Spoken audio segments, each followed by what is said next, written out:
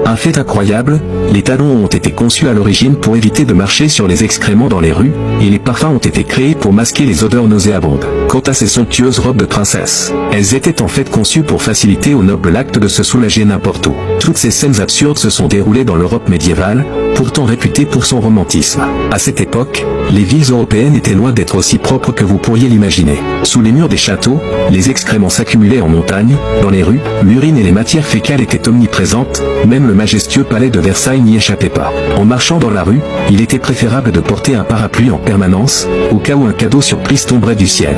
Les dames de l'époque, vêtues de robes de princesse volumineuses et lourdes, optaient souvent pour une solution pratique en cas d'urgence, se soulager sur place. Après les banquets, il n'était pas rare de trouver des traces indésirables sur le sol, les chaises, voire les tables. Pour faire face à cette atmosphère malodorante, le roi Louis XIV de France, qui n'aimait pas prendre de bain, a inventé le parfum pour masquer les odeurs de transpiration et d'excréments.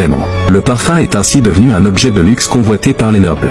Pour éviter de salir leurs pieds avec des excréments, les Européens ont également inventé les talons hauts et les bas de soie, devenus des accessoires indispensables pour les hommes. Pouvez-vous imaginer? Les talons les plus hauts pouvaient atteindre 20 pouces, un indicateur du niveau spectaculaire des excréments dans les rues. À cette époque, l'idéologie féodale ignorante faisait que les gens considéraient les besoins naturels réalisés en public comme une fierté plutôt qu'une honte. De plus, avec une forte densité de population et l'absence de toilettes dans les maisons, les villes ressemblaient à de grands fosses à excréments. Pas étonnant que Voltaire ait soupiré que c'était une époque sale et barbare.